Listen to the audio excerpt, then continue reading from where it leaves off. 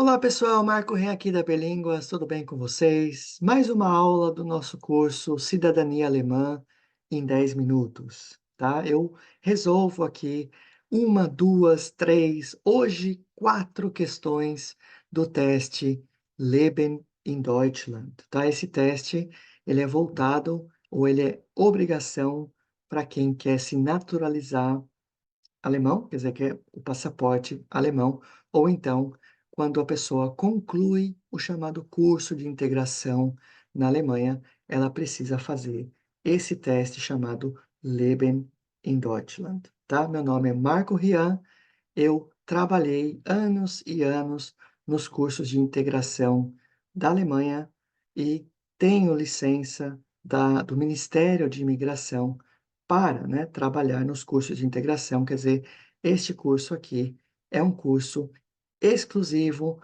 porque somente as pessoas que frequentam os cursos de integração, elas têm acesso a este material. Então, este curso é exclusivo por este motivo, porque você não está no curso de integração, mas tem acesso ao material e em português, tá?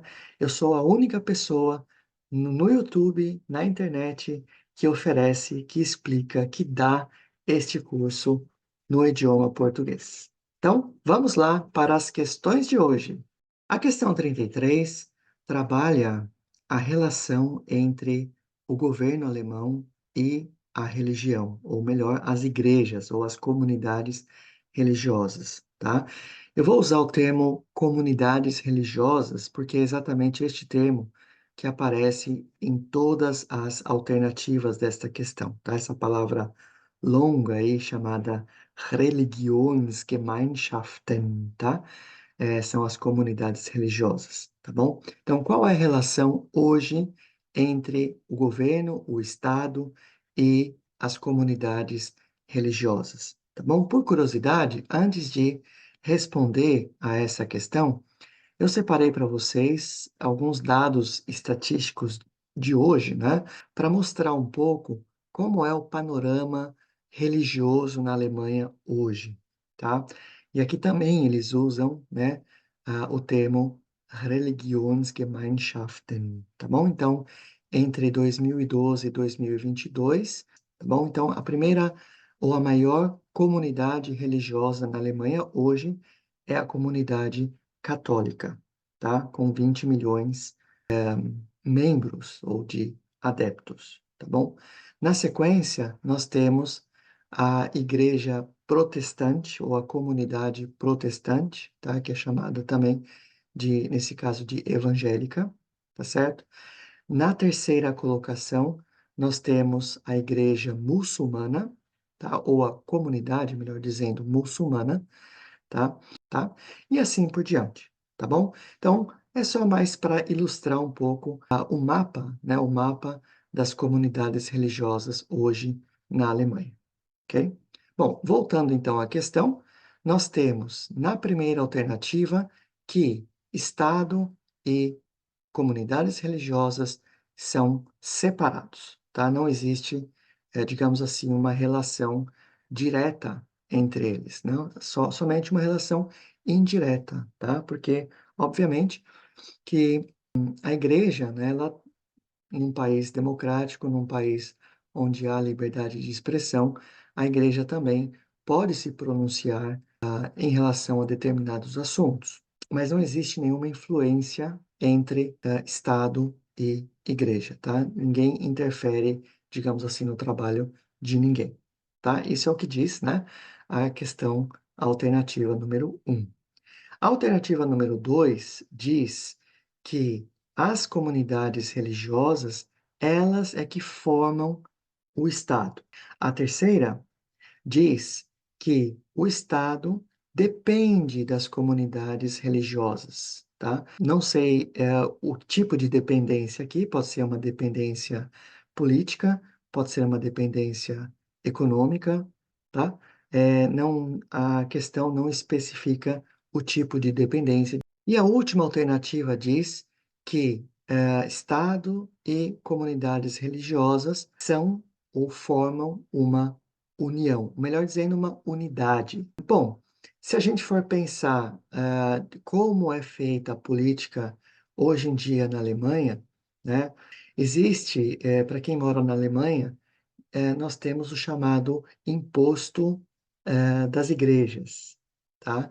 Quem, trabalha na Alemanha, quem, recolhe, né, os seus impostos na Alemanha, ele é obrigado, né, a pagar uma determinada porcentagem, do seu salário, quer dizer, uma porcentagem é destinada à comunidade religiosa à qual aquela pessoa pertence, tá? Principalmente nos casos católicos e protestantes evangélicos, tá bom?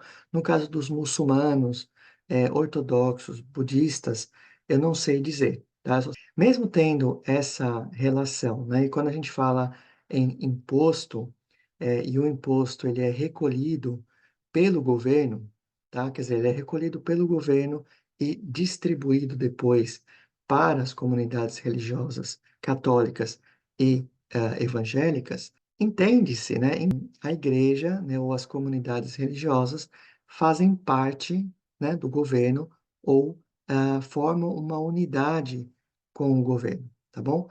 Mas não é assim, tá? Embora tenha tudo isso que eu acabei de comentar, a relação entre governo, ou melhor, entre Estado e comunidades religiosas é uma relação independente, tá bom? Então, a primeira alternativa é a alternativa correta. A questão 34 é uma revisão de muitas questões que nós já trabalhamos, no decorrer deste curso, tá? Então, vamos refrescar aí a memória. A pergunta é: a Alemanha não é, né? Ou melhor, o que não é a Alemanha, tá certo? Em primeiro lugar, nós temos uma democracia. Em segundo lugar, nós temos um Estado de Direito. O que significa Estado de Direito?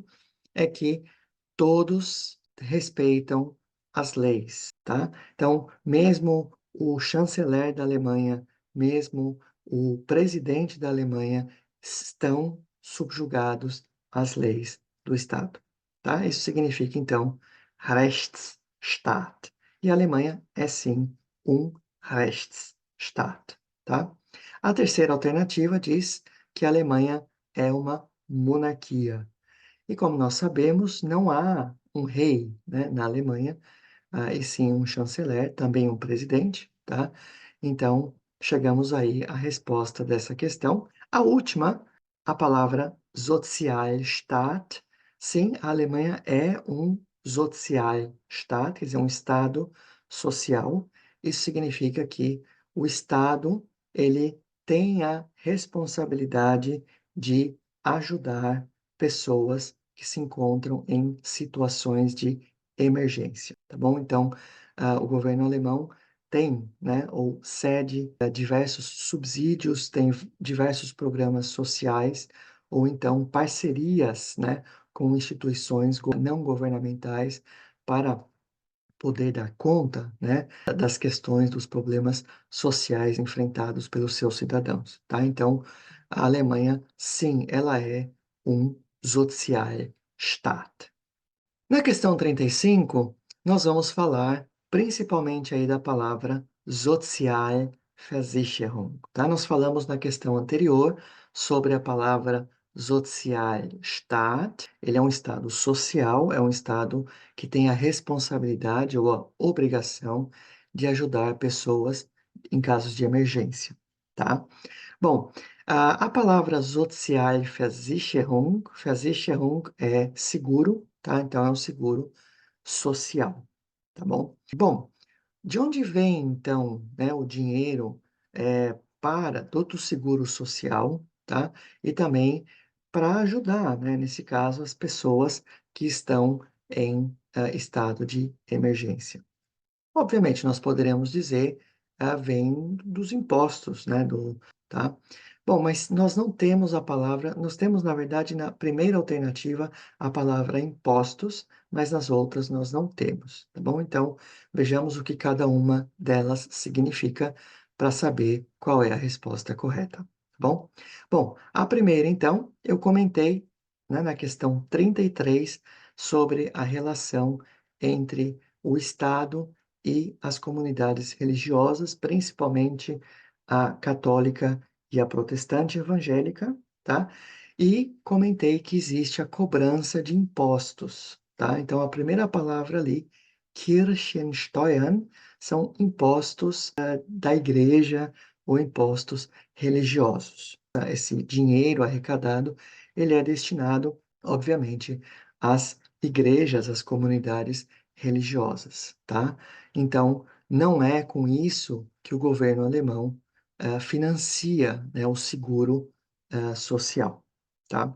A segunda alternativa, que já é, né, a nossa resposta, são os, digamos, as arrecadações sociais, tá? Então, quando a pessoa ela é registrada na Alemanha, ela recebe, né, tem o seu salário bruto e tem o seu salário líquido, tá? Então, o salário líquido é aquele que o valor que a pessoa recebe já com todos os valores subtraídos do salário bruto, tá? Então, vejamos, hoje você está trabalhando, hoje você tem o seu salário, funciona tudo super bem.